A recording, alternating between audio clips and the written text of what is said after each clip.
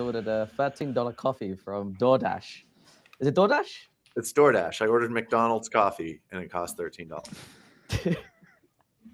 I thought America runs on Dunkin'. That's the Yeah. East Coast. Oh. The East Coast. The West Coast is McDonald's or designer coffee brands. What's the price of the coffee itself versus The coffee was delivery like fee? $2.60, and then the DoorDash and San Francisco taxes or everything else. Yeah. Wow, that's so funny. Hey, It's a good welcome deal. to Justin. Welcome. Glad to have you. This will actually be your second appearance of Bricks and Bytes in 1 week. I don't think that. Well, I know we recorded a few weeks ago, but we actually released the episode this week, so I don't think that's happened before. So congratulations. Thank you. Happy to set new records here. No, it's good to Cool. be here. I appreciate you guys having me. Yeah, thanks, Justin. Justin is the CEO and co-founder of Shepherd. Justin, what's the coolest thing about construction insurance that our audience should know? Ooh, I didn't have like cool facts. I had kind of like sobering facts ready. Pick one. I mean, 20% of this is gonna sound terrible now. 20% of workplace fatalities come from construction in the U.S. and that's a huge driver behind why insurance pricing. Just like one anecdote of like why insurance is such a big driver of so many things, whether it's pursuing new business, whether it's competition in construction. It's still a high hazard. It is probably the most high hazard business that exists, and that's why we think it's so important to innovate within it and make the industry safer. So sorry, that's not a fun fact. That's just a fact, but it is true. You depressed us all, and we're only 2 minutes in. It's quite sobering. I wasn't. I can do something more fun. Like, give me a minute, and I'll come up with something more. Okay, we'll give you a minute. When Dustin's coffee arrives, you can give us a fun fact. Yeah. Cool. All right, guys. So today we're going to dive into Apple's new iOS rollout and what it might mean for the startup building world. We'll talk about the UK government's adoption of AI to speed up housing construction. We'll go into some more of Justin's coolest facts about insurance and construction. I don't know how many you've got, Justin, so this could be a long episode. We will also talk about building in person versus remote. And if any other bucks here want to give us a little bit of a business update, then we shall go there. Okay. Are we set? Let's talk about iOS. So who here uses iPhone? Yeah, sure. Yeah. I think everyone now.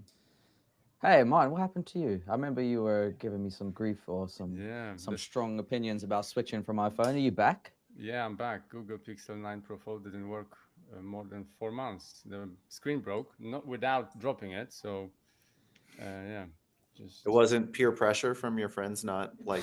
No, I completely don't care what people say about this. I just wanted to see. I was pissed off that Apple doesn't release any innovation within their phones. It's just new number and maybe 1% improvement. So I wanted to try something different. And I work a lot on my phone. I need a larger screen. So I said, okay, let's try Pixel. And I have to admit that iPhone is way better. Welcome back. Yeah. So some of the new iOS updates, you can now create polls or messages. Woohoo! Apple Music list users will get access to a lyrics translation feature. I think this was a big thing they actually announced with, whereby you can translate languages in real time on calls and various other things. Apple Maps is going to get better at understanding your daily commute. Blah blah blah blah blah blah blah. But the most interesting one that we found was about this call screening. So call screening lets you determine what call is about before picking it up. So I think someone will answer the phone and then it'll ask a question and you can view the response of the question before you decide whether to pick it up. So Dustin, I see you smiling. How would this impact your answering of the various cold outreach you receive over the weeks? So a couple thoughts. One, we have a group WhatsApp, and I do share some of the cold outreach with the folks that I get. And some of them are quite hysterical, but I probably get. I mean, obviously, I had a successful exit, and then I do this podcast. I have another company. I've been investing in some other startups, so my name and phone number are out there. So I think I get like a disproportionate amount of calls relative to most people. I'm talking on the order of magnitude of 20 a day. Wow. Just outreach. Just outreach from number, and they'll have my area code. And sometimes I do pick up because I also get calls from customers. I just don't know because I keep my phone number on my email. So I pick up a lot of these unless Apple or Google, I don't know who's actually, or the phone company is actually identifying potential spammer. But a lot of times they're filtering through because they're rotating the numbers so often. So I love this. I think that something has to stop because the level at which people are being bombarded is quite absurd.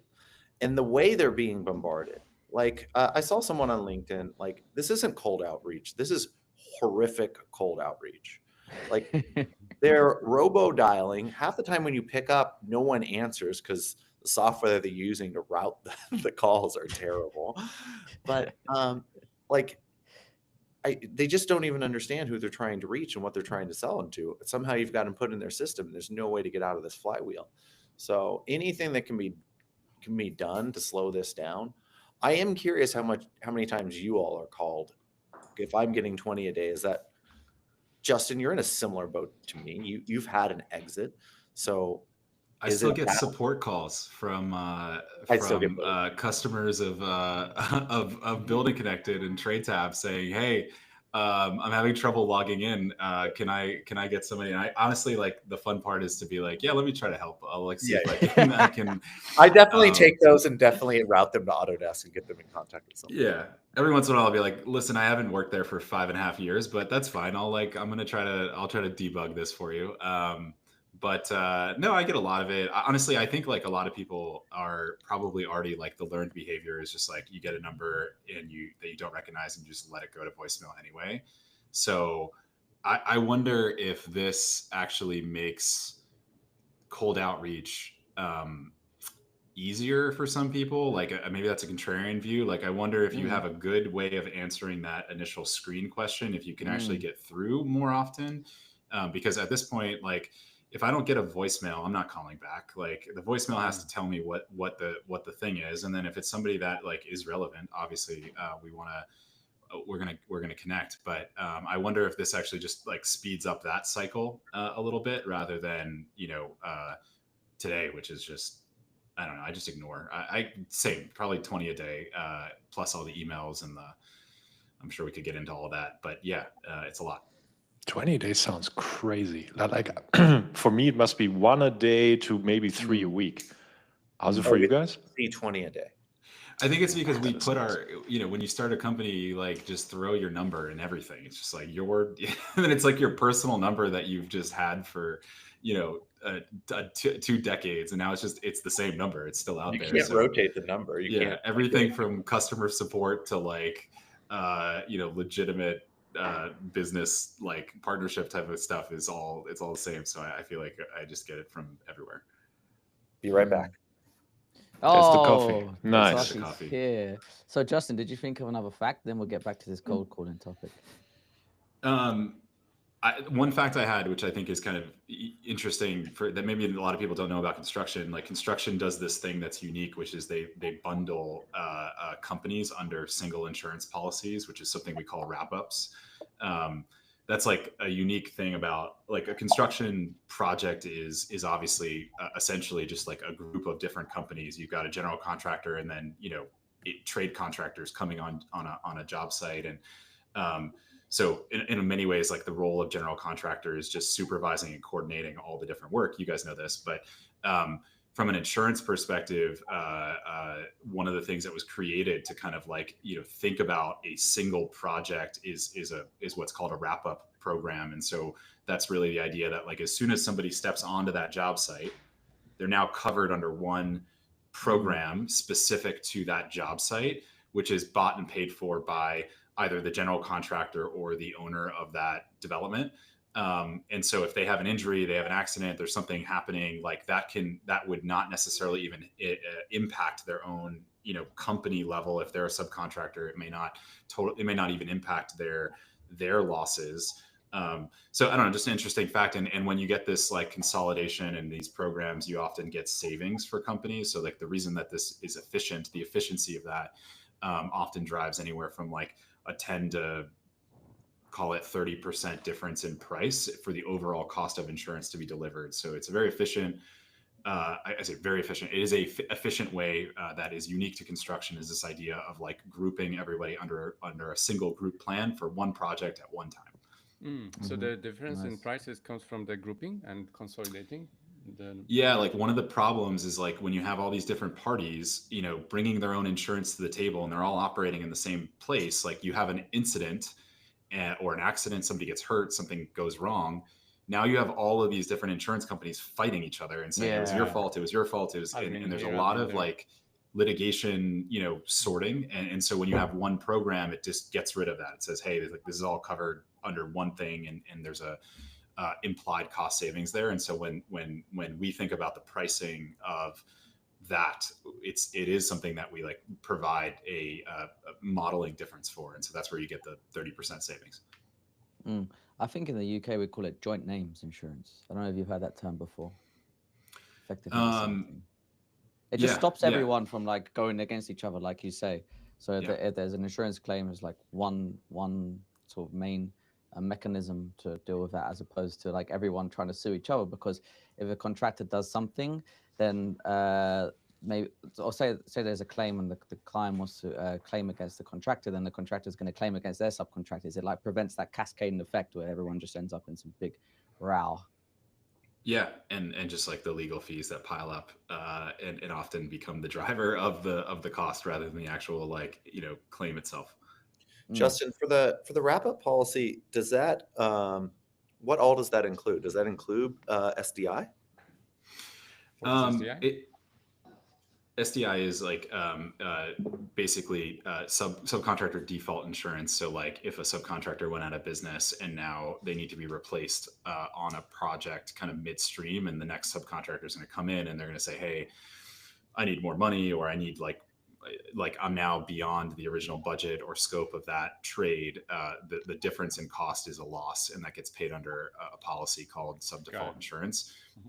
The other mechanism for that is bonds. And so bonds is like what has been used for 100 years, but bonding is very inefficient for a number of different reasons. But no, it's generally like the casualty lines that get bundled. So workers' comp, general liability are largely where that coverage falls. And then typically people bring their own auto insurance to the table. So that even stays kind of separate to that. Mm-hmm. But even with workers' comp and lost time coverage, I mean, this goes back to your trade tab days, right? Like you need to get the safety history of each of these subcontractors to effectively underwrite the policy. In some respects, yes. You don't always get like the individual company, because there could be, obviously, as you know, there could be 80 different trades on a job site. So you're like, in order to get, and sometimes, when you're writing the policy, most of the time you're writing the policy, the project has not even yet begun. All the awards have not been made. So actually what you're underwriting is the process. You're underwriting like, how does somebody become qualified to enter into this program, more so than actually underwriting each individual. You're kind of underwriting the underwriter, if that makes sense. And the underwriter in this case is the general contractor or the sponsor of that wrap up. Okay. That's super interesting. Shall we go back to the cold calling? We'll come back to some more construction insurance facts later. Justin, do you deal also with like a professional indemnity insurance in any way, or only with casualties? Yeah, I mean, professional lines, it's not something we do at Shepherd, but obviously is like a big, certainly a big component of, the industry and certainly for any like A&E firms, it's obviously like their biggest exposure. So it's not necessarily like something that would fall under this like idea of a wrap up or bundling things together, but yeah, it's a big part of construction for sure. Okay. Okay. Back to the iOS thing. So I just wanted to say that, Justin, you made a great point earlier about people somehow bypassing the screen. I can see some very creative ways in which people are like come up with some nuisance message, which you as an individual find very interesting. Like, yeah, I'll take this call. And then you speak to them and find out it's a cold caller. So yeah, I suppose it will help maybe cut some calls, but whether it's super effective, I don't know. And Patrick, I'm curious. What's your views on this new feature by Apple? So I had two initial reactions on this that I want to share with you guys. One is with regards to my favorite item in a house, my bathtub, and the second one is going to be more about what I think we actually predicted on this show a year ago, if I remember correctly. Let's start with that. And to be clear, it's not just us who predicted that. That was something that other people would have said too. And that was, hey, at some point the AI will talk to the AI. We're there already. So this is literally happening. So imagine the implication for companies that have raised hundreds of millions to build outbound sales agents, fully automated. What is the effectiveness going to be of those companies when they actually get gate-capped by AI? That's very different compared to the last 18 months, how they grew, right? So perhaps they've basically just been kept in the lawn rather than free roaming anymore. I'm not sure how I would feel if I were an investor in these companies. Now, all of a sudden, I would have to find creative ways how to maintain my value for outbound sales. I mean, is that something that you guys see here? Before we come to the bathtubs, that's the second point I want to talk about. So Patrick, I actually was at a Norwest Ventures, which is my biggest backer. They did our Series A. They had a huge event 2 days ago, and I was talking with the CEO of one of their portfolio companies, and I was talking to one of their partners that advises all the company on sales. He's previously ran sales for Salesforce, Ariba, and like 3 publicly traded companies. And we had a conversation just on this, on the effective ways to go to market today are changing very rapidly, and this seems like it's just going to accelerate that. Our approach with Edify is moving much more to content and user raising their hands than it is to outreach, which is completely contrarian to what I did at Building Connected, which was primarily outreach driven. But we were in a stage where there wasn't so much white noise. And now, like you just said, it is going to be an AI that's going to be a gatekeeper to you getting through. And that didn't click to me, but yes, you really are going to have to build your brand and talk about the differentiations between you and the competition, and talk about the value and the outcomes you derive for your customers. And most customers now are looking for these things before they ever talk to you.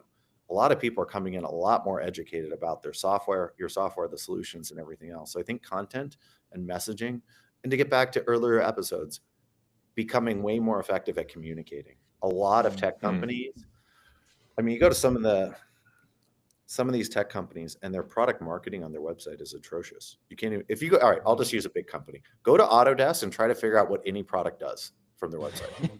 You have to ask, they assume you know. All Their right, we got to product put that marketing one. has to be the worst. That one goes straight in the short form video. That statement. Hey, I actually can vouch for that, by the way, just from personal experience with building a bit more of a brand on the online and making cold outreach more effective. So when we reach out to people as Bricks and Bytes, it's actually like don't get me wrong, you still have to, there's a little bit of a technique involved to get people onto the podcast, or if we're trying to talk to them about some of the products we do and so on and so forth. But the resistance is way reduced. We're not like completely cold when we approach people. And I think that breaks down a ton of barriers, and people are more willing to speak to us to find out what we have to say. So, Because I thought you were going to say that technique is called money. Justin, is he paying you to be here? I mean, we kept that off. That's off record. It's in the sideshow. But perhaps the reason, Owen, is that you've been producing better content in the last year or so. That's why it's easier. But like, but I think it's social curation too. And I think that will get amplified more and more, actually, to Dustin's point. I think the differentiation as well as the curation. If you amplify the noise, it's more valuable to identify the signal. That's what's happening. And if the noise talks to the noise, you need you need to signal even more. That's something that people predicted last year, including us, and I think we've entered that actually a little bit quicker than I thought we would. But what it means for so look, Dustin, you answer it from the perspective of Edify, perhaps using AI outbound sales startups as an engine, and you have answered it for yourself, at least so far, as I don't want to go there. But imagine now what it means for the company that raised 150 million and scaled to maybe 150 million in ARR. What's the ARR going to be in 6 months from now? I do wonder. Yeah, and if you can scale that quickly, the half-life of that company is equally as quick, right? Because those are obviously high risk of churning accounts, right? So you're constantly needing to fill the pipe and in order to just replenish the coffers. Hey Justin, what's your experience with cold outreach in 2025? Do you engage in much of it? Do you have other channels? I know we spoke about this on Bricks and Bytes, so. We do. I mean, like our team does cold outreach. I mean, I think like both. We have assignments. Like, it's not as cold though as like I would say, pure like SDR style cold outreach is for us. I think like we, for the most part, like these are people that have had some touch point with Shepherd because they've, they're connected to these are mostly brokers that we engage with. So it's not as like, I would say not as cold as it could be. But yeah, I think it's, I think for the most part, we are, because it's relevant, like it is customary for a broker to receive calls from a carrier like us, and it's important for them to like have those engagements. So it's something that like if we're chasing somebody to get on the phone, like it's not just like, hey, I want to just prospect with you. It's we do work with your colleague in some form or fashion because like they have large organizations, and so there's a relevancy there, and I think most of the time we ultimately connect. Whether we end up doing business with that person or not is sort of another story. But so yeah, we do it, but not at the same, like it's not like even what Dustin and I used to do together at Building Connected. Like those are, we're taking lists, and we're like teams are dialing all day, like that's their job, and we don't do that here. That's just not like a typical motion for our type of business. Very good. We did have the best cold outreach flywheel engine of all time. It was amazing. Wow, Building Connected? Building Connected, we would ingest, because of our sub product, our subs actually forward us everyone not using Building Connected in order to manage all of their bid invites in one location. So we had a project graph of every project in real time in commercial construction across the United States and Canada. And we knew what GCs were using what software to invite subs to bid. And that was the list that SDRs could just reach out to. That is powerful. Very nice. Before we move on, Dustin, do you want to share one of the messages you received this week or not? You don't have to. You want me to read a poem? yeah, go for it. This was really good, actually. If you can find it, I can find it. Hold on. I have to say, out of all cold reach attempts, this one really did catch my personal attention. I think it's worthy of a response. Okay, so the poem goes, "Hi, Dustin. I'm Megan from XYZ Company. I wrote you a poem. In San Francisco, where dreams take flight, Dustin leads Edify, shining so bright. With cloud-based magic, they estimate with flair. Cost modeling wizards beyond compare. But spreadsheets are tricky, and they cause quite a fuss. Ditch them for XYZ Company. Join the trust. Together we'll streamline, make projects a breeze. With safety and savings, let's conquer with ease." Lovely. But she lied in the first sentence. She said, "I wrote you a poem." She prompted you a poem. Yeah. Well, you never know. Wow. I will give them, they get 2 stars instead of like 1 star because. Did you I respond? wouldn't bother you. No, I shared it with you all. It's incredible how many cold outreach emails begin with "I'm sorry." Like, "I'm sorry to bother you. I'm sorry for Just say what you being want. in your inbox. It's like if I'm running any company where we're doing cold outreach and the opening line of any marketing messages, I'm sorry, like you've already lost. It's not even, but it's incredible. Like I could filter just based on that, and it would filter probably 30 to 50% of the cold outreach that I receive. And I just think that's crazy. Yeah. They may as well just send you an email that says, "Hi Justin, I'm sorry, regards." Yeah. I'm sorry, please don't read this. Outreach. Do you ever do this? I maybe I'm really twisting the head, but like when they call me, sometimes I pick up and then they are trying to give me a sales pitch. Do you ever like coach them? I'm like, I have heard this before. I could greatly improve your sales pitch. Like you're approaching the situation. We've all got too wrong. much time, man. No. Hey, what do you call that complex where is that helper syndrome, Dustin? Is that what it is?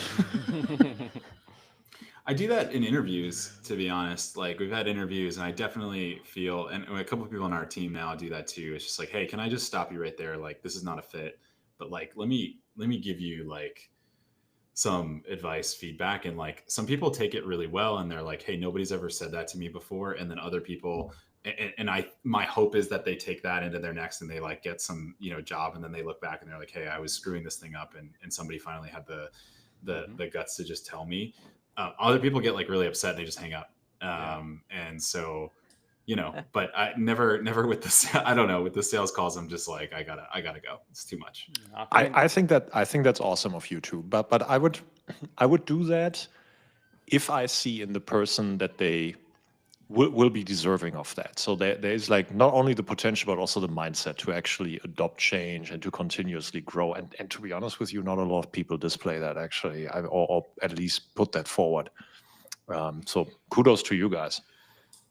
Patrick, you have, I remember you saying on here a few times before, you have, I think it was you can correct me if I'm wrong, but you've actually, when people are pitching to you, like not cut them off, but said very early on that we're not the right people for you or whatever it was. Was that you? That happens to me like 5 to 10 minutes in. Yeah, I do that. I mean, I want to be respectful, but also I want to be transparent. The VC experience that founders get is absolutely atrocious, like across the board. It's terrible. And I do empathize with that because I get a similar experience with my investors, right? I can tell stories about that. It's even more opaque, but whatever, not to complain. So I can completely empathize. And in the end, everybody is just trying to make the best fit in the least amount of time, and fit comes with different dimensions, whatever the fit is, but in the end, that's how you maximize ROI and fundraising. So I feel it's my responsibility and my obligation to the people I interact with to actually help them establish that fit in the least amount of effort. I think that's just fair. Justin, I'm curious on the VC front. I'm sure you get a lot of cold outreaches as well from VCs. And I actually think some of the VCs cold outreach emails are pretty pathetic. They love to reference, we love investment in construction companies. And then like you have some obscure companies and I'm like, maybe that qualifies in the broader prop tech sort of ecosystem, but nothing to do with what we're doing. And they did a pre-IPO SPV in WeWork. Yeah. And then it's also like, Justin, I'm curious about your thoughts on this as well. Like me, I've already raised a Series A. My next venture investor, I'm not looking for someone with necessarily construction tech experience. It's not what we need. I don't need more fundamental understanding of construction. I'm looking like, what do we need to build this into 1,000-person organization? And so highlighting like a better tactic to go from an A to a B and a C is highlighting how we come in and help you operationalize things. Like it's missing the mark. Like I don't care what your construction portfolio is. I would if maybe you were if I was raising a seed round and it was my first investment capital, that would make a lot more sense to me. Okay, we can make some introductions, but anyone who touts their Rolodex to an entrepreneur, I think misses the point. Rolodex is finite. And you have to build scalable, repeatable processes. And so I see a lot of VC outreaches that I'm like, it's not good. Is this outreach from senior people, general partners, or more like juniors? Mostly the associates. Yeah, I think that's like the problem. Cold outreach is cold outreach then. Yeah, it's. I think the problem is like, the cold outreach does come from associates in a lot of cases, and then like what I'll see often is like an associate will do like 2 or 3, sequenced emails, and then the partner will come in on the fourth one and be like, "Hey, Justin, like, just so you know, like I'm on this too, and like I would like to meet you, whatever." And sometimes I'll respond to that last one, and it's not because I'm operating on this like high arrogance of like I can only talk to a certain level within the fund, but I do think the reality of VC today is like associates they're not writing checks, like they're not making decisions, like for the most part, especially as you get to a later stage and you're talking about a B or a C type of round. So it's like I don't I don't want to get on the phone and like pitch an associate on Shepherd. Like, I think it's like, it's just like, is that a good use of our time? Like, not really. And again, it's not necessarily like a commentary on them as an individual, or like, I'm not even, trying to come at it from this arrogance, but I think it's just like it's a gatekeeper function in terms of how I've experienced it, even at an earlier stage. It's just somebody who can say no, but they can't say yes. So like, why would I do that? Is kind of like what founders, I think, learn. So I don't know, like I get a lot of call which I just ignore. And then ultimately sometimes like, it'll escalate, and then somebody that is more relevant, and then they'll personalize the email a lot better. And then it's like, okay, we'll connect. So sometimes, yeah, that's like, I definitely get a lot of it. And some of it is totally irrelevant. And like the companies that they name, I'm like, I've never heard of any of these, but yeah, I think that's kind of how it goes for us at this stage. Do you think that these emails are copy, paste, adapt, and send, or are these like really bespoke emails?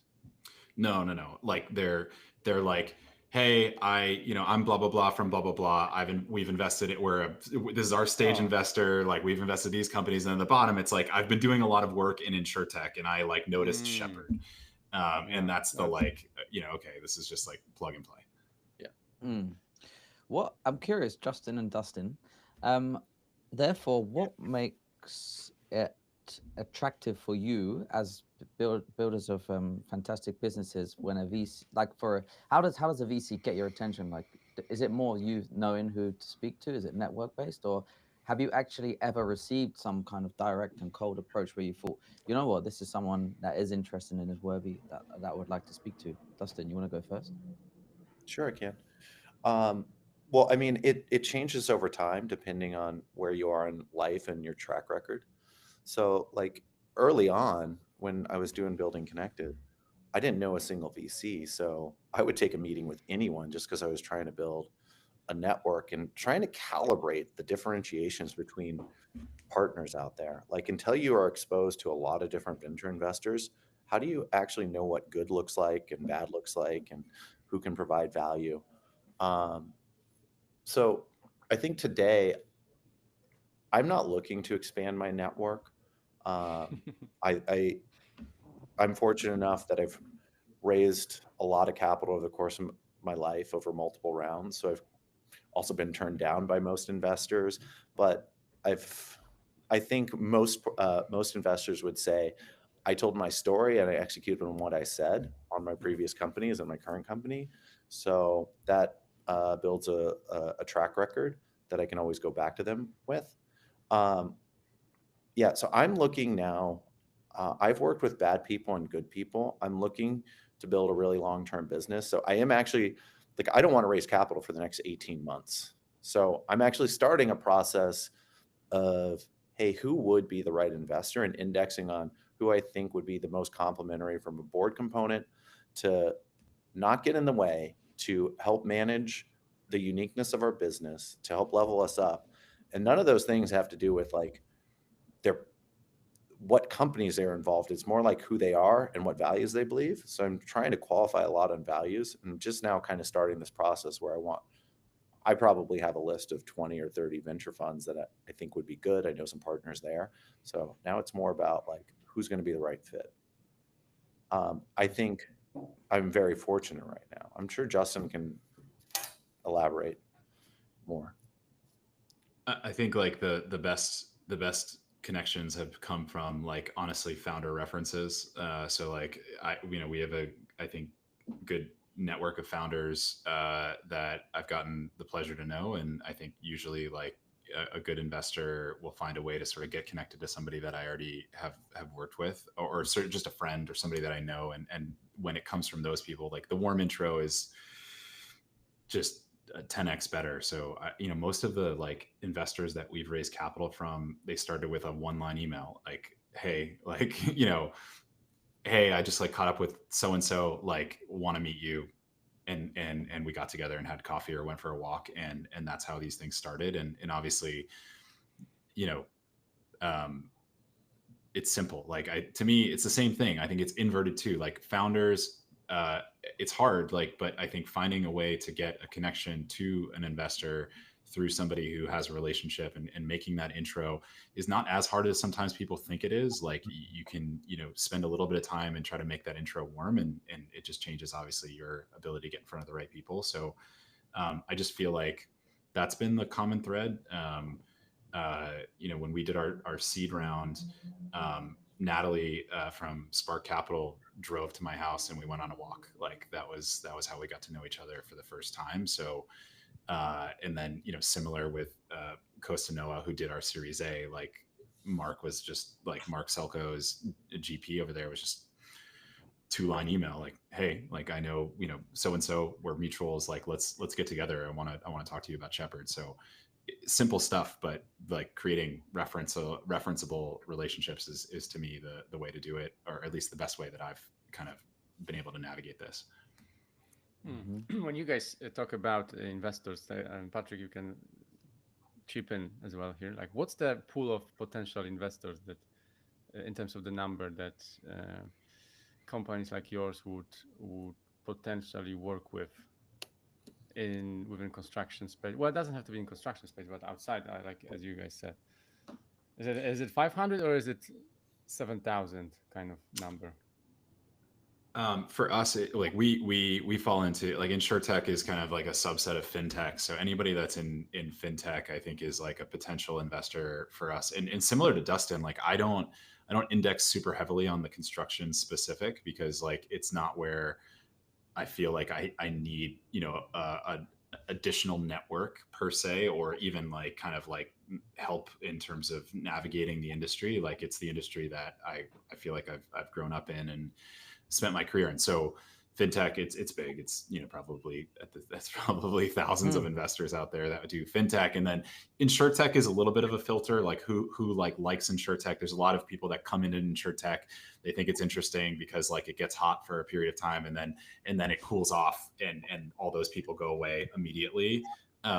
So InsurTech has its own kind of like, I'd say, baseline of investors that like do that specifically and have expertise. And for us, like more interested in partnering with people who like have long-term commitment to the thesis around making insurance better. Because like if you're just floating in, floating out, it just means that like if things are starting to cool off, like you're not going to be a great partner for us at that time. It must make pitching Shepherd a little easier if they have insurance experience. InsurTech experience, because I understand the dynamics between the carriers and the brokers. And yeah, we've been able to bring in some strategics too to kind of like be that layer as well. Like our primary investors are more generalist funds than they are specialists, but they do have investments in the space and have points of reference. But I like having a generalist fund because I think it provides a different perspective that we want. And then for specific insurance related items, like we have some strategics that are in the syndicate effectively, or part of the just part of our like cap table. And I think that's also quite helpful. So I think board construction or just investor construction, cap table construction is really important. You got to be considerate about like what pieces you're pulling in and why. Patrick, do you have anything to say on the investor outreach or choice of investor discussion?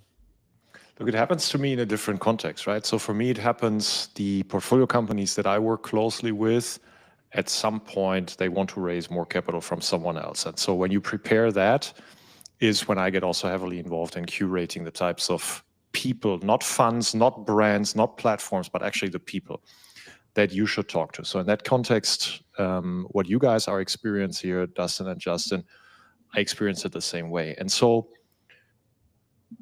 unfortunately, almost no founder has a good sense of the taste of VCs. And that is because most VCs do a shit job of actually communicating their strike zone. It's everything and nothing. Most VCs are very, very poor in communicating that because they fear that closing doors eliminates optionality. That's actually very wrong, in my opinion. Yeah. Because if you have alpha, you should communicate that alpha, and it makes you, if your alpha is a Series A lead in a vertical insurtech, I would want Justin to know that, so that Justin doesn't even have to rely on a serendipitous founder intro. Great that it worked out, and it very, very often happens to be that way. But in the end, the best way how I can actually distribute myself as someone that has a strike zone, I should actually make sure that Justin knows that from the outside in. But very, very few investors want to do that, both publicly as well as in private conversations, because they feel it closes doors. Then there's a lot of investors who actually don't even know what their strike zone is. If I gave you the number, you wouldn't even believe me. But I'm telling you, it's 99%. It's 99%. So that means when I go with my portfolio companies thinking about, hey, who's actually the best person in the capital stack? It's not brand, it's not platform, it's not AUM, it's not country, it's none of that. It's actually a person that has communicated a strike zone to me and I can curate for my portfolio company. And sometimes it's a specialist, sometimes it's a generalist with a strike zone. Every time it could be something else. But it all starts for me with actually understanding what is the taste and the strike zone of a specific person that is ideal for this company. And then the answer to your question, Martin, is 5. It's not 500 or 7,000. It's usually 5. 5 people that really would be a fantastic fit for each other. Hey, Patrick, just because our audience is mostly AAC, can you define alpha in terms of venture? So the way I define it for myself in my financial product as a venture investor is it's where I have an unfair advantage. It's where I enjoy information asymmetry, and I enjoy the ability to influence the luck of the outcome, or to influence how much luck is required for the desired outcome.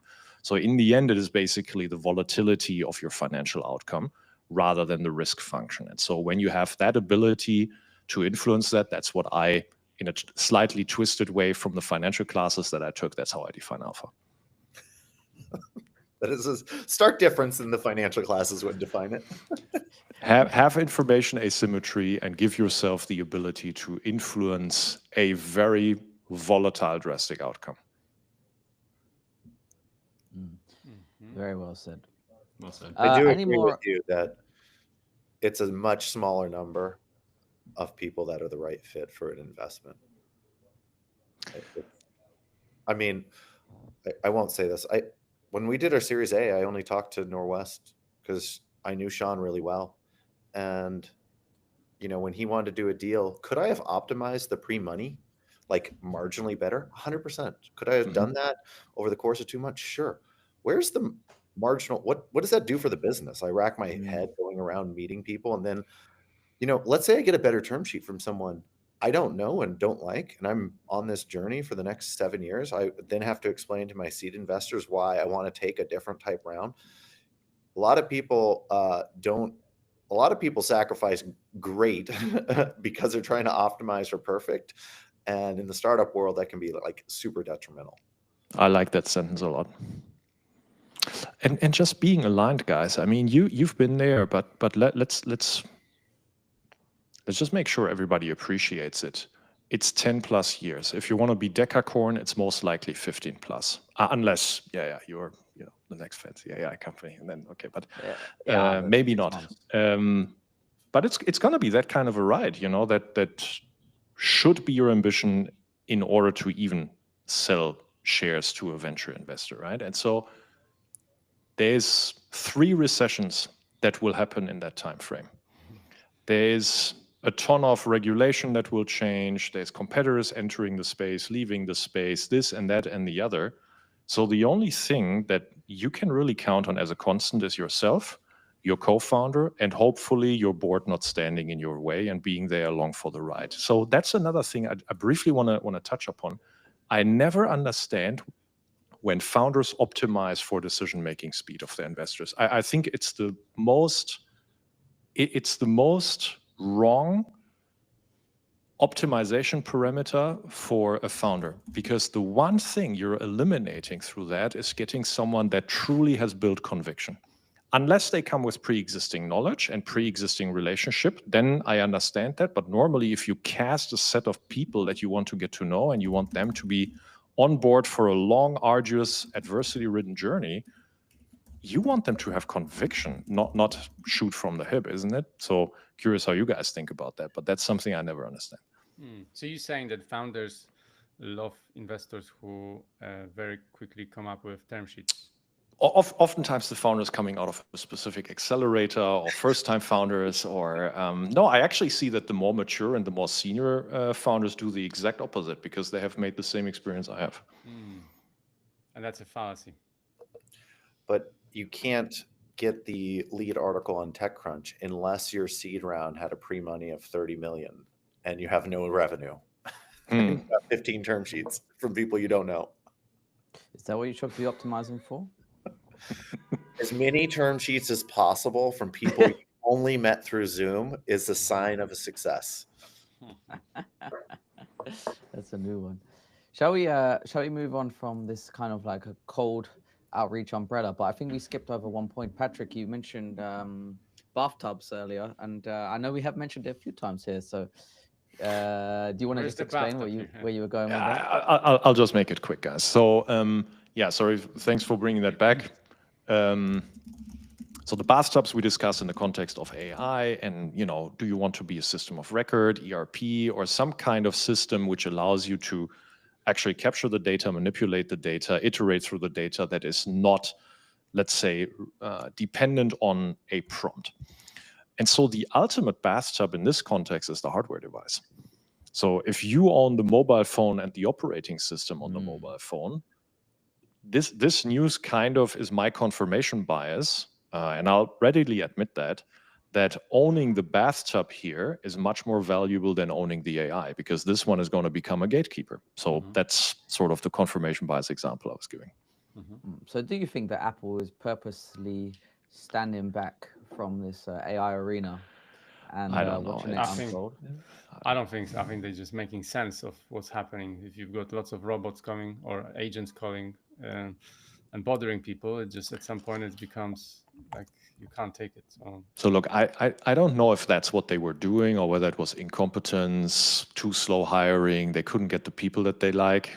If you aren't part of the room discussions, I don't think none of us can actually say that. But what I will say, regardless of whether it's intentional or not to be slow, I see a big benefit in it, because the one thing that they have avoided is spending unnecessarily on undifferentiated models, and actually waiting this out and getting to see the effects and where they converge in a way that Apple can actually implement them in their ecosystem in the most value creative way. I think that's a positive side benefit of being slow. Yeah. Okay, dokie. Let's move on. I was going to do this UK government AI, but I think it's good as we've got other subjects to cover here with Justin. So, Justin, 5 days a week in the office. Oh, we had a debate. Maybe I should preface this. We had a debate last week about whether the 996 hustle culture is acceptable within the startup and in particular venture community, enforcing this mindset on people. One, so what's your opinions on that? And two, when we discussed when we had you on Bricks and Bytes, we discussed that you are specifically a 5 day a week in office company. So 2 questions, far away. Yeah, the 996 thing is kind of funny. I think that's it's too prescriptive, and like my issue with it is that you're trying to create an outcome by changing the input rather than focusing on the output. To me, like if you have ambitious goal setting as a company, which is what every startup should do, then all of the that's the outcome you want is the ambitious goal. Everything else fills in behind that. And so what we find is people work big hours when they are motivated and excited about what they're driving towards, what the goal is. Maybe it looks like 996 on a particular week, but in other weeks maybe not. And so I don't like. I think there's like two parts to this question. Like one is like the outcomes and inputs versus outputs. I like to focus on outputs. I just also think like you got to be realistic about how hard startup is with people, and I do think that when we're interviewing people and we're getting the sense that like they're mentioning things in the interview, honestly, like, hey, like, work-life balance, like there's keywords and buzzwords that sort of flag to me like, okay, like is this person like fully understanding like what it means to be part of a 50-person company? And it's not to say that that's like, that might not be, it's not bad. Like if they just don't want that, I think we just need to be very clear about expectations as startups. Like it is going to be hard. You are going to put in big hours, and the goals are going to be very ambitious. So I think like I find it hard. Where we've had like friction with people, where we've made mistakes, is when we have an ambitious goal and somebody says like, I just don't, I wasn't expecting that I would be having to work this much. And it's like, look, you're kind of at a junior level. Like it's just natural that you're going to have to you're not going to be as efficient as somebody who's 10 years more senior than you. So like, you're probably going to be, ass in seat for longer. And like, I'm okay with that. But again, like it starts with the outcome and motivating people around like what it will mean for the company and for themselves personally to get to that outcome. And then I think, again, the rest fills in behind it. With respect to like the office culture, I can go there. We are very opinionated about this. And this is something that we decided when we started the company, and we had the benefit of starting the company after COVID had already started. So like, ironically, like we didn't have to go through the, like, we're an office company and then we're shifting to everybody remote because you have to. And then now we're trying to get people to come back.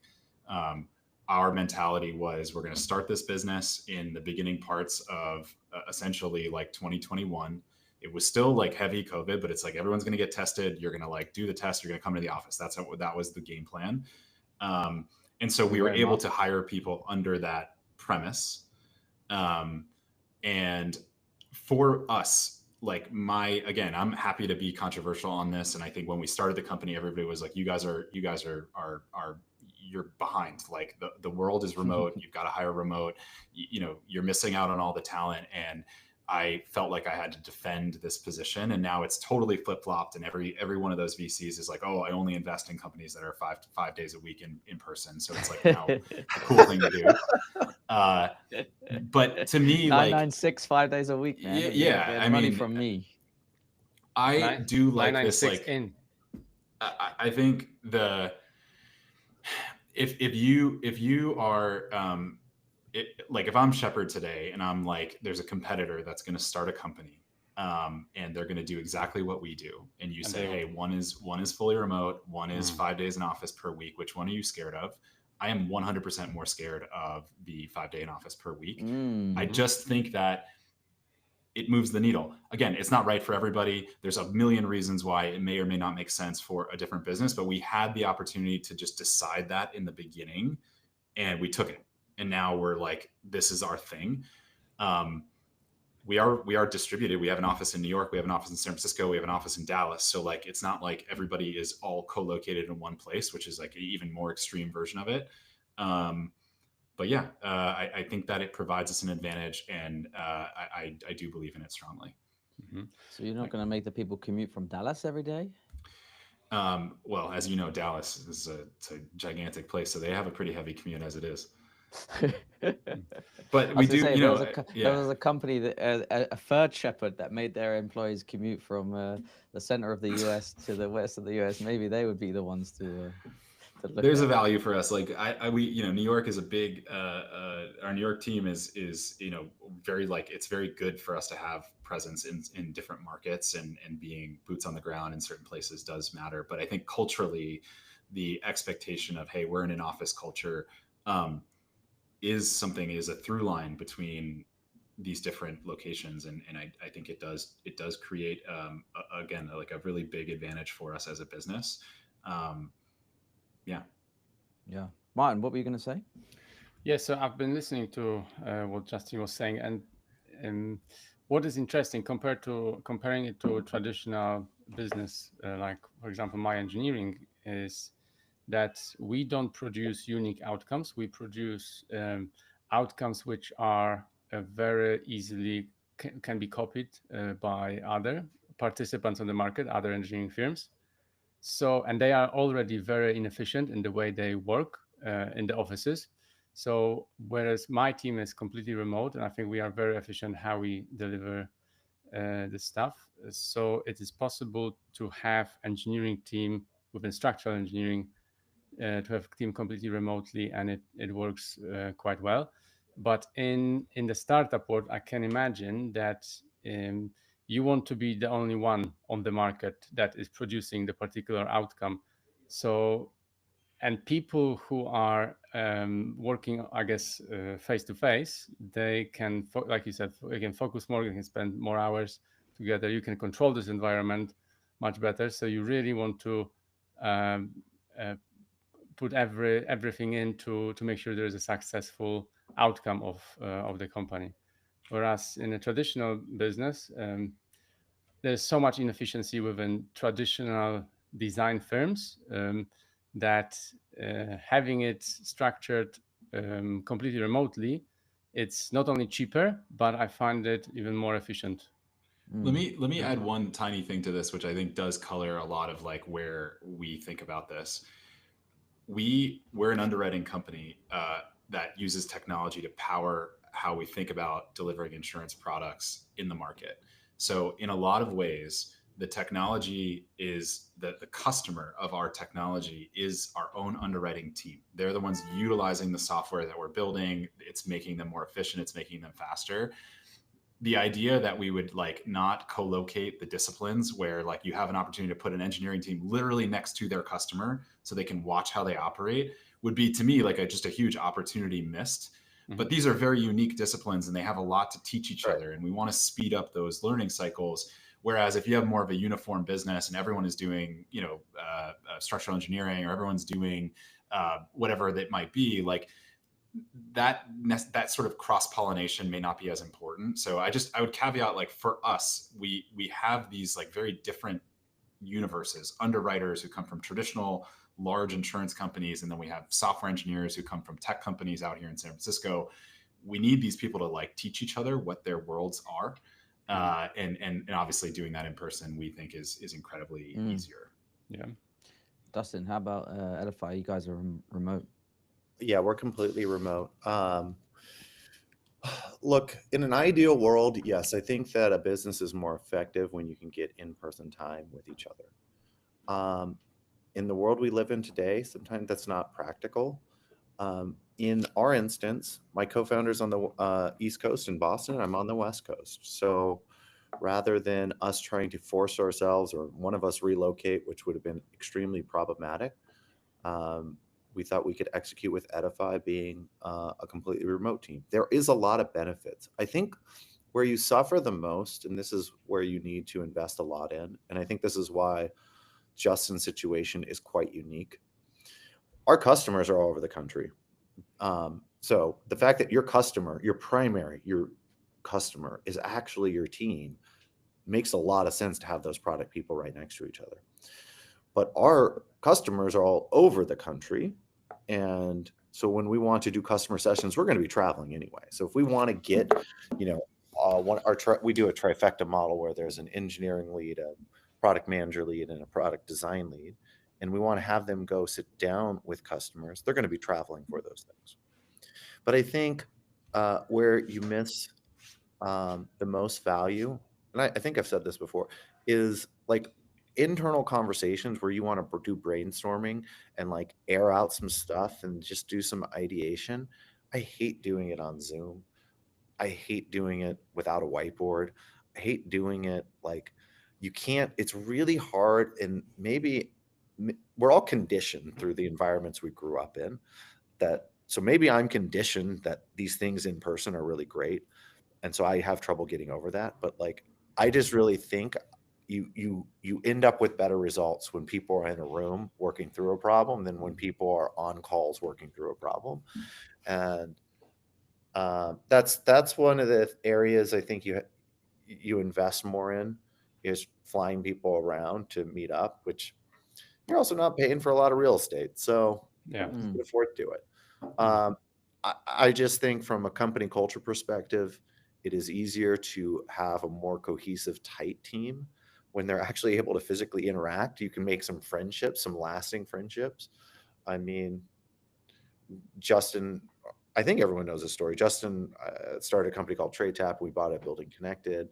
But like Justin, I was with Alexa 2 nights ago, actually, at that Norwest event, because she just joined Mike Power's company. And that the team we had there was really special. Alexa said something that almost every other person has said to me. She's like, I've been looking for another company like that because it was such a great place to work. And so I think that's one thing that's going to be really hard to replicate remotely. So I do think a lot of companies that start remote will start building little pockets. Hey, we got 2 or 3 people already in this area. Why don't we hire 4 or 5 from there and see what we can do? That way they have a 10-person office. And so you might see companies, and I think Edify will end up like this, with a bunch of little micro offices, which is kind of like a hybrid approach. Interesting. Well, to your point on the meetings, that it's more effective to brainstorm with whiteboard physically in the office. I think yes, but until you change the habit. So if the habit is to have it physical meeting in the office with people, that's the habit. But I'm sure there are ways to do very efficient meetings, brainstorming sessions, also online. It's just a matter of finding them and keep doing them, and you become better, and everyone kind of gets the idea quickly. Yeah, that's at least I found, because I've always been, when previously unemployed, always meetings in the offices, But since 7 years ago, when I started my business, we went straight away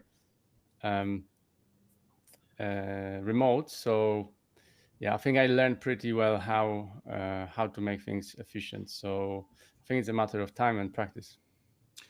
I feel like there is a big disconnect between often the people who are most, I want to say, qualified or most able to be productive or even more productive remotely are the ones that you actually want to co-locate with folks that are newer and often younger in their career, and the ones that you want them to learn from the most.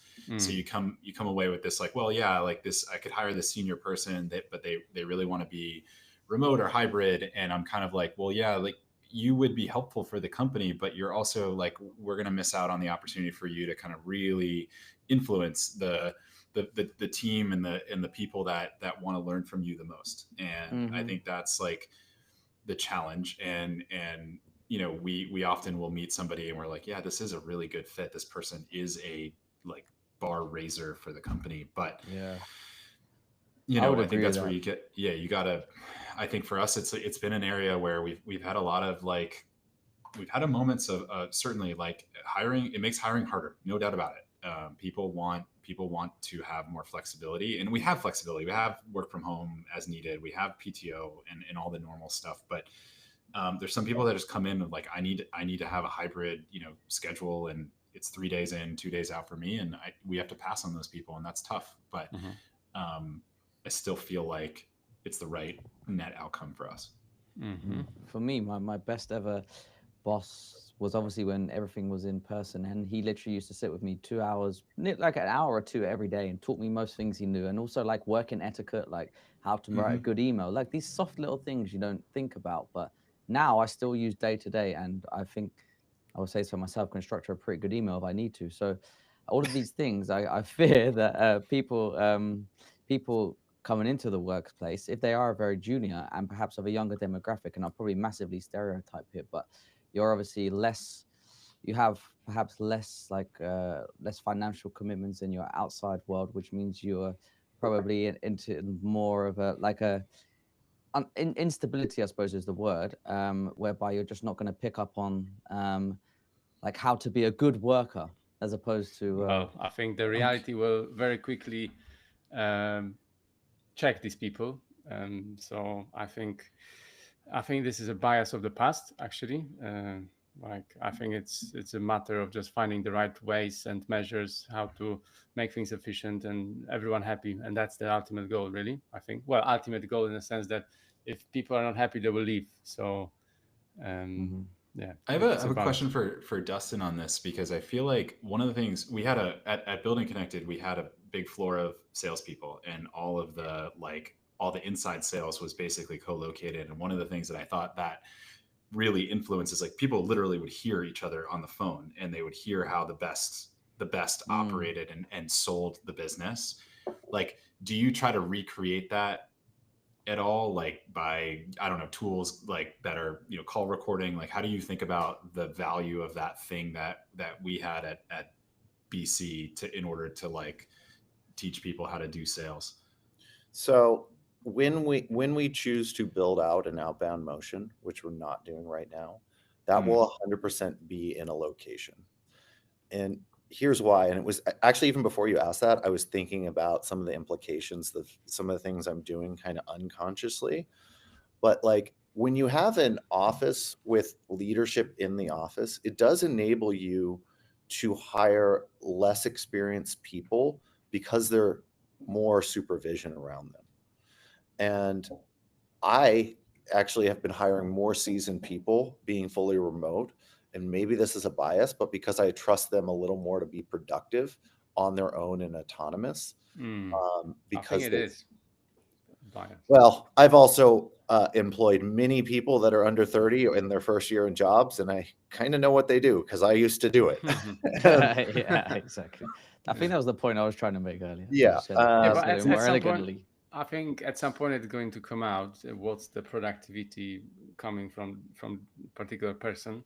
So, but obviously, if you want to be very efficient, you don't want to waste time on figuring things out if someone is productive or not. Yeah. Hey, Patrick, do yeah. you have any thoughts on remote work? Not the most qualified to answer that. I'm 100% remote. My team is 50% remote, but that's business model dependent. And I do think, though, there are, let's say, negative indicators when you should not consider remote that I would at least be able to have a strong conviction on. And they typically have to do with the atoms. So what I mean by that is, if you build a startup in construction that requires, or whose unfair advantage is an offline in-person sales motion, which, by the way, I love a lot when I see a good one, then by definition, you can't have everyone in the office.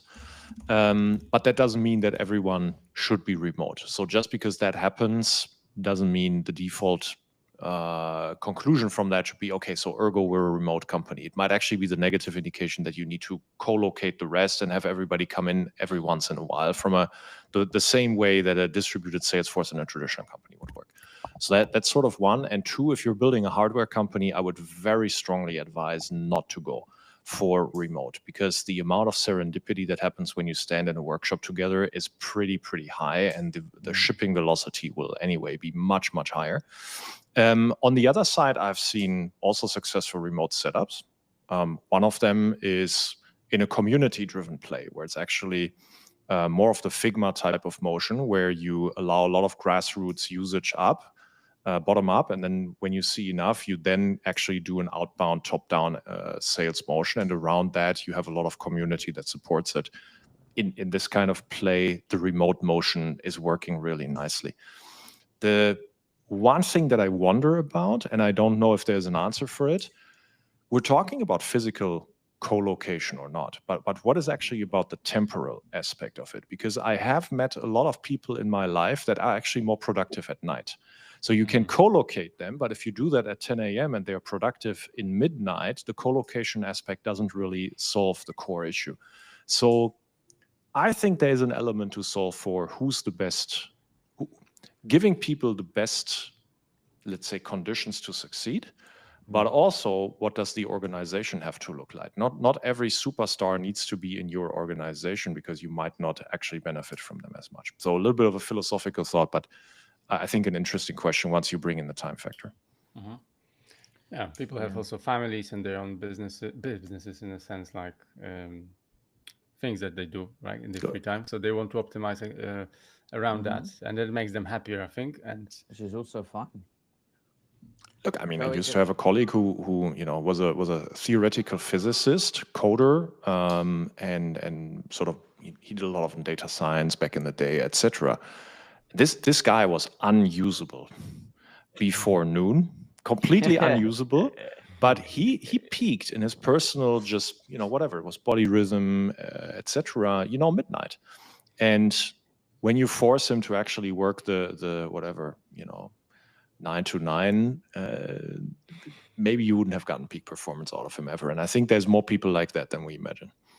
yeah, for It sure. certainly is. Yeah, great points.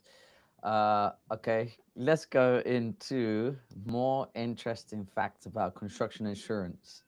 Justin, I'm so sorry. I literally sent you a WhatsApp message like, bring some interesting facts about construction insurance.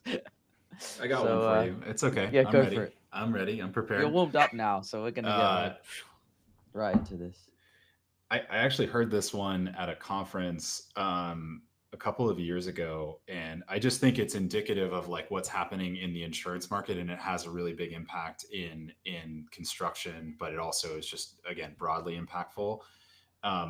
If you just look at losses, property related losses, so generally speaking, we're talking about like catastrophic events that are driven by weather, so like extreme weather. If you go back to 2019, the annual loss value, so how much property loss are we experiencing in the US, was like anywhere from 40 to 50 billion dollars a year. It's an enormous loss. Fast forward 5 years later, we're well over 100 billion in annual loss. So just the rate of change of property loss mapping to obviously like some very dramatic changes in weather annually is a huge factor in what is like rippling through all of commercial insurance. Wow. And whether it's property insurance for construction companies, which is something called builder's risk, which is a product that we just launched, which is coverage for a building as it's being constructed. And you have, again, weather related, wind, hail, fire, all those risks matter during the construction phase, and often are more prevalent, or completed property. So just, again, something in its operational phase that is just a building or a large commercial space. So I think what happens when losses are pacing like that, like 5 years doubling the annual rate of loss, like it's almost impossible for insurance companies to keep up with that in terms of rate. And so what that eventually trickles into is rates spiking, markets exiting, capacity being limited in certain spaces. And this is why cost of insurance is so high in markets like construction. So I find that to be fascinating because, it's dramatic. It's the extreme weather that we see on the news, the like 100-year flood, like all that stuff is happening at a much faster pace now. It has a huge climate impact. risk does exist in the US. It does. You can source its origins from anywhere you want, but it is a real, like, it's a measurable impact in terms of just how much we're losing in property damage every year. Justin, just to throw a little nature damage. I'm going to do this. So how do you feel about some of the controls put in place by government in states that fight insurance premiums rising? This is so funny. Specifically California. We are literally at the doorstep. We've been waiting for final approval for this from the California DOI for almost a year, and I am now scared to say something that is gonna ruin that. I think I think I have empathy for the insurance providers in the sense that, like, for a long time, and having lived on this side of it, like for a long time, they weren't allowed to use predictive modeling in their formulation of cost. And I just think that there's nothing punitive about doing that. It's about how do we like make this sustainable. And predictive modeling is just really, this idea of like, hey, like we can't just rely on the last, 100 years data, we actually need to look at like a small portion of data. We need to look at like 5 years, and then we need to project forward using AI and other models. And yeah, I think we need more carriers in California. I think we need more carriers in New York. These are the two hardest markets in the U.S. for construction risk and largely for other things like homeowners insurance. The departments of insurance in these markets, in my opinion, should be doing everything they can to encourage more capacity so that prices come down. And that's I'm going to stop right there so I don't get. I don't ruin anything that That was very elegant. Yeah. Justin, on New York, have you heard about this building 161 Maiden Lane, or it's called One Seaport as well? It's tilting 3 inches to the north. It's been built, well, the structure was built in 2018, and kind of right now it's still shell and core, and nothing has progressed because countless claims on I think professional liability of the designers.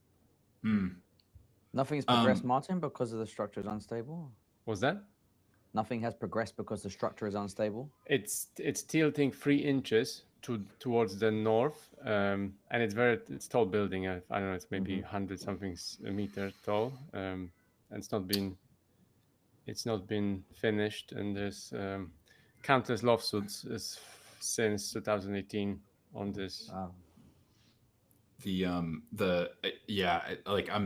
loosely familiar with this one. The most famous kind of example of this is Millennium Tower here in San Francisco, which famously also was leaning. I don't know exactly which direction it was leaning, but the claim on Millennium Tower is one of the largest, if not the largest, construction defect claims in history in terms of just the scale of it.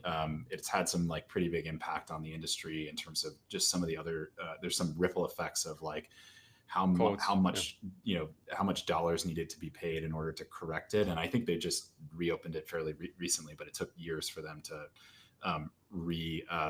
reinforce and kind of like fix that to the extent that it can be fixed. But it's these are like the type of events that do change markets because of how big they get, how what happens often too with these large claims is that, they become adjudicated, and what a court system will start to do is they will look for any dollar they can get to help fund the remedy.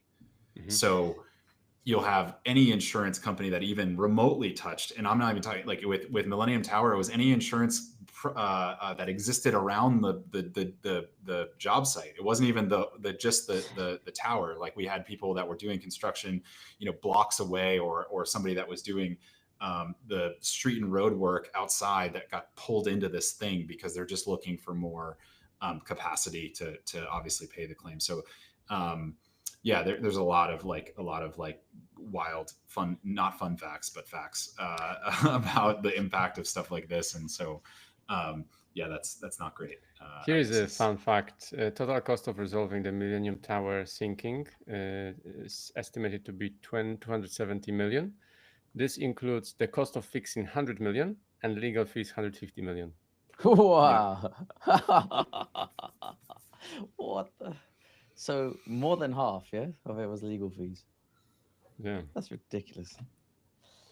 I don't know. Did they ever determine who's at fault there? Because I do believe the developers pointed to the fact that the Transbay terminal changed the supporting structure. This is why the legal fees are 150 million. Yeah. Well, because Millennium was built before this massive construction of this Transbay terminal that has literally no purpose other than it's now a park and a monument because they don't have the funding to connect the rest of it. They built it without the funding in place to finish it. So it's why not? Yeah. I mean, it's like the California high-speed rail. It's really good. Oh, yeah. How short is that now? All of it. That's how short it is. Where is it going from and to? Or is it not? Nowhere to nowhere. Damn. That was They didn't have the land entitled to even make it work. They just were going to try to do eminent domain on a bunch of farmers from NorCal to SoCal. And that basically means that we're coming to take your land and we're building a railway here. It's not going to work. Man. Justin, how can construction companies reduce their insurance premiums? That feels right for a Search plug. for alternative providers. Yeah. I mean, we obviously so the for those that don't know, I mean, the core thesis of Shepherd was like, we want to encourage and incentivize customers to adopt some of the leading construction technology solutions that exist in the market today, because we think that they are going to make businesses safer and produce higher quality products. So we reduce their cost of insurance in order to create that incentive. So to me, like, contractors, I think like what is very cool about the insurance market in construction is that you get this like, synergy of outcomes and things that like align really, really like important interests with like financial interests. And that's always kind of that's always an exciting thing. So like it actually does matter to be safer. Like you don't want your workers to get hurt. You should get better insurance rates as a result. And so if you can invest in technology that makes your job site safer, you should have an advantage on your rate and your cost. We want that rate and advantage to then lead to more business and to growth and to revenue and some of the things that would basically drive a business to like invest further and continue that flywheel. So the more that we study the value of construction technology, we view it as like an enrichment to an underwriting process. So, you have all the sort of basic components of what goes into pricing and effectively coming up with a rate for a particular type of contractor or their business. And then now we at Shepherd, we enrich that submission with more data than other carriers would. And that gives us a different insight into the risk. It makes us, in some cases, cheaper. And in other cases, it causes us to lean away and say, this isn't for us. So we can kind of influence things through incentives. And that's what's certainly kind of the core of what we're doing here. Justin, I want to ask you about this because I think it's super interesting. I would say if I were to put a hypothesis together, the companies that are embracing technology and investing in technology generally are investing in building processes around how they do business, and therefore probably are more safe on average. And the companies that are more ad hoc, like every estimate is an Excel spreadsheet, they're not investing in their PM tools, they're just getting the job done in the cowboy fashion. And I would think there would be a strong correlation. I haven't looked at their EMR scores relative to how much capital they spend on software, but I bet you there is a correlation on EMR scores to capital expenditure on software, because you build SOPs across your organization and there's methodologies to way you do business. Are you saying that you look at their entire software portfolio and say, this is an indication of a company that has at least procedures in place to effectively manage the project? Yeah, I mean, we see a direct correlation between adoption and claim frequency as an example. So the more that you adopt certain tools, PM tools is a good example, Autodesk Procore, et cetera, the greater adoption, the more likely that you're going to have less claims on average per dollar of volume that you put in the field. And that's just like actuarial view. Like there's nothing subjective about that. So, you could easily extrapolate that to like, how much you're spending on software. We don't look at the entire, like, we don't know. We were talking about this when Owen and I did the pod together. Like we only partner with a subset of construction tech providers because obviously it's such a fragmented universe and we can't know everything. And we don't have the ability to just integrate with any tool today. We obviously want to keep growing that. But so that's where we've sort of indexed on the bigger, more broadly adopted products. And almost always when we see adoption and usage and breadth of usage go up, we see claim frequency get better. We see claim severity get better. So the average cost of a claim goes down. If you think about, like, let's say that I made a mistake out in the field, and that mistake led to a pipe burst, and now I've got water damage on the job site, or in the building next door, whatever it might be. Like, often having better documentation, either photo, video, or even just like the complete set of notes and daily logging around that. So the process that went into like, how do we document what happened today? All of that leads to like a faster outcome for that claim, because there's less finger pointing and there's more streamlining of an understanding of the fact pattern behind the claim. So the severity goes down, and you extrapolate that out, and it leads to some big outcomes. So yeah, the short answer is yes. We see a direct correlation, and our job is to help facilitate and educate that back to the clients, and then partner with the companies that are providing the software and say, hey, this is like the easiest thing ever for your CSM team. Like, go tell your client how important this is, and we'll keep making their insurance premium cheaper. Right. Justin, what's your business model? How do you make money? So Shepherd is we're structured as an MGU, a managing general underwriter. So like, we basically have gone out and built capacity agreements with large insurance balance sheets, and just like think of a lending company that is lending and providing underwriting services on behalf of a large bank, and the bank is saying, hey, I'll pay you to do the underwriting because I really like your model, the data that you use, your go-to-market motion, all that stuff. So it's the same for insurance. Mm-hmm. We have insurance companies that are willing to pay us to do all of the go-to-market, sales, marketing, the underwriting, the servicing, and so we receive, we receive effectively a commission off of every deal that we write. But we also have hooks into the performance of the business. So it matters whether or not we are writing quality and high, performing, profitable accounts or not. It's not just like we just, are incentivized to just write any account that we can possibly get our hands on. And this business model is in construction with an insurance? Sorry, I mean, do we have similar business models outside of construction with an insurance, or this is only particular in construction that you can do what you're doing? No, this is just like an insurance model. We're in the midst of like expanding outside of construction for the first time here in year 4, which is going to be a big bet that we make. But we feel like the core value props that we deliver in construction are very applicable outside of construction. So think of any other high hazard industry. We just hired somebody to lead our energy practice. So thinking about renewables, power generation, all the power needs that are cropping up across the world to support some of these big, tailwind things like AI. So energy is something that is, again, adjacent to construction, but very much a similar and in some cases simpler version of it. So yeah, applicable. It's an insurance motion first and foremost, not a like construction motion.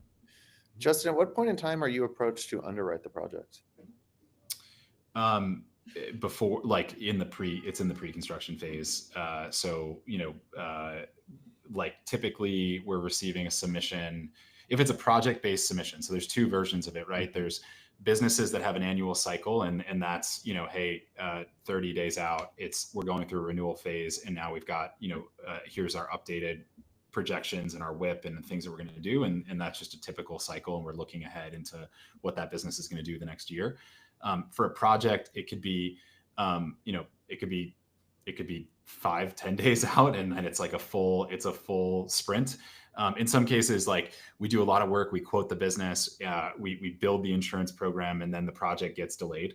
So, projects are something that we don't like necessarily forecast like the business around. They are like the nice to have. And as you build up like enough pipeline, we have deals that, close that we started working on 6 months ago. And then we have other deals that are, they happen in 5 days. And so projects are like an enhancement. The core of the business is the annual programs that we can build more predictability around, and obviously are renewable as well.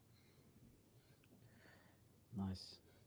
Two things that Justin is building a great business. When we had our chat, number one was the topic of AI did not come up until like 1 hour 10 minutes into the conversation, which is like a new record in 2025. So amazing stuff.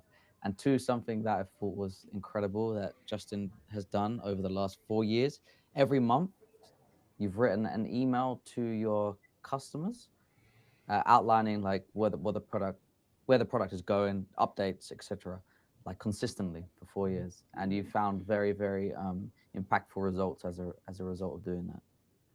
Yeah, my favorite part of it is just like nobody wants to opt out. I don't know if they like I can track open rates, and our open rates are pretty high on those emails. Like when I have a marketing person come in from outside, they're like, I'm sorry, what is your open rate on that? Because construction is just, it's different. So like the brokerage space, it's different. They're not getting bombarded with things like this all the time, whereas maybe in other industries they are. But yeah, I think I've gotten like maybe three unsubscribe emails in 4 years, and a lot of people come back and they say, hey, like I saw that you gave gratitude to like this person. Like, how do I get gratitude? Like, how do I get a shout out on this thing? And so we just we use it to kind of like Make it tail. create a little competition.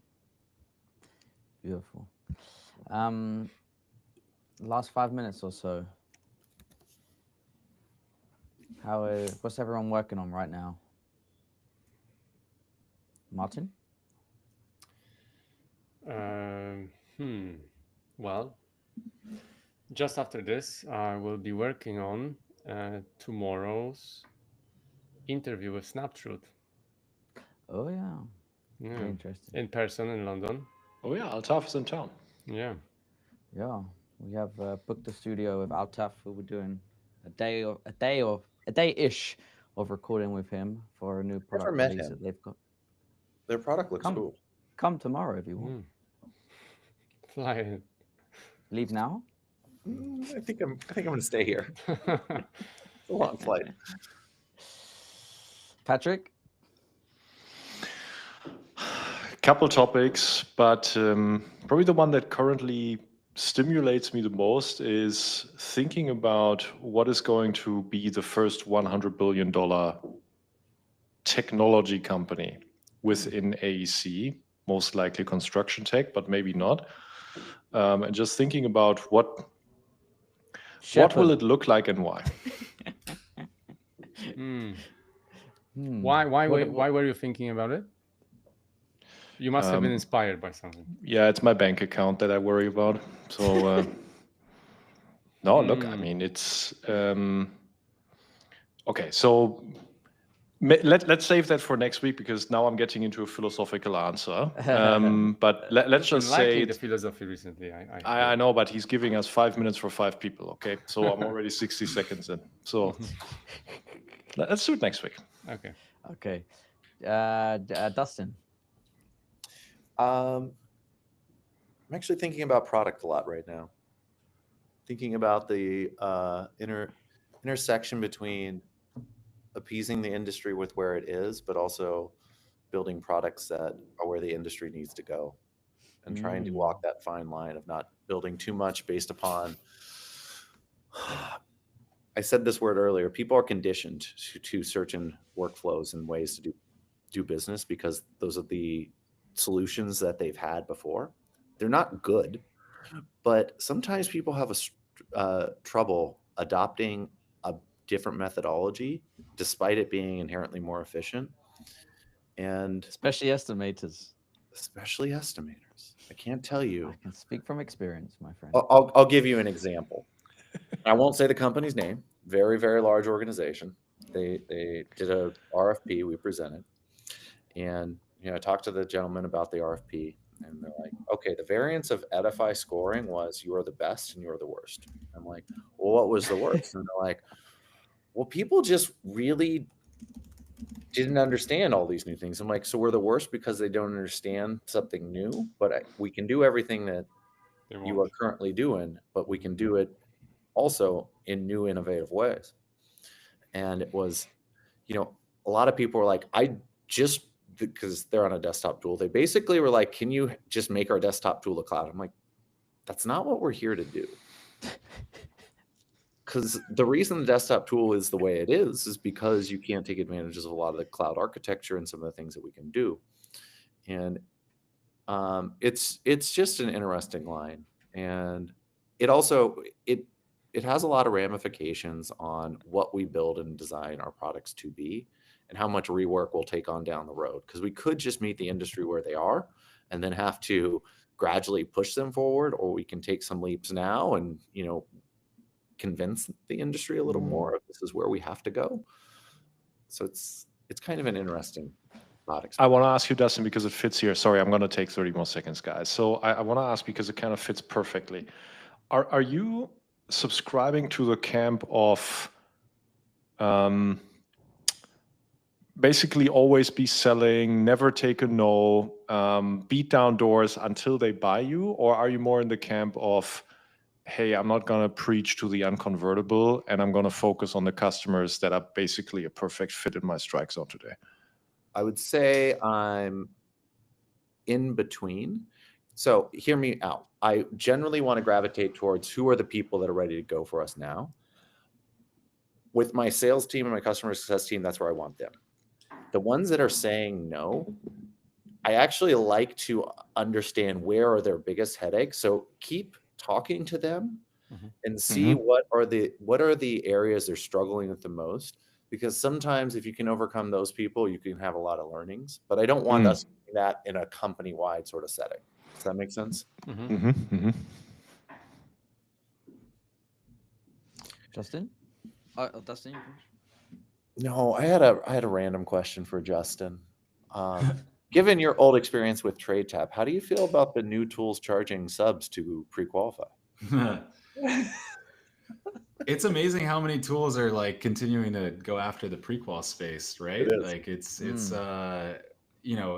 like I don't think charging subs for prequal is something that is going to scale. I just think what it leads to is subs now carrying this burden, and then they're going to charge it. It just creates all this like messiness, and I don't think it's like necessarily the right model. I think like the value that we to me, like how do you create a network is where value is, and you want to encourage. If you're trying to create a network, then you should have no barriers to get people on the network. It would be like LinkedIn making you pay $250 to create an account. Like I just think that's crazy. Now, some people have chosen to do that. So, and maybe they would sort of laugh back and say, look, here's like a nice business that we've built. So, I don't know. I just don't think it was the right play. But yeah, in terms of like what we're working on, we are like sort of knee deep in some expansions, which is exciting. Like I feel like my job is to like be thinking about what's ahead of the business at all times, and kind of making sure that we have kind of plans for how we're going to continue to grow, 2 to 3 quarters from now. So we're definitely like energy is a focus for us right now, which is pretty exciting, and just like a lot of fun things. I'm learning a lot about the market there, and we've hired some great people there. And then we're in our quarterly planning cycle right now, so like want to lock in our plans for Q3 and kind of narrow like what are the things we want to focus on across our different verticals, and the things that we don't want to focus on. So I'd say that's probably for me where I'm at. Owen? Me? Well, we have just finished actually. Today we just finished the final revision of our first Bricks and Bytes. Let's call it a documentary, with a company called QB who develop mobile microfactories for homes. So that will be coming out on the 27th of June. How does it look? It is. I'll let you guys be the judge, but I like it. Hey, but the real question is Rita the portable pot plant featured? There is a plant in the background, but there's no different plant that you think. Yeah, we have some different ones, and I don't think Martin could get the plant over the border at Belarus, so had to stay in Poland, I'm afraid. But yeah, it involved trips to London. It involved Alex came from New York to London to film, and then Martin went to Belarus to also film in the factories over there. And so we have like interview footage, and we have factory tour footage, and it's all been mashed up into a like feature style documentary, which we will be releasing soon. So Very Oh, excited. you've It's a lot shared a of work. snapshot with me. I thought that looked like hyper professional. I can't wait to see it. It's very Thank good. you. So exciting for us. Okay, guys. Thank you so much, Justin. It's been a pleasure. Enjoy the newfound fame this week and next. Good to see you, man. Yeah, it's good to see you guys too, Dustin. Always great to hang. Yeah, we'll catch up in real life. Cool. Thanks, guys. Good Thanks, luck, guys. Justin. Cheers. Bye-bye.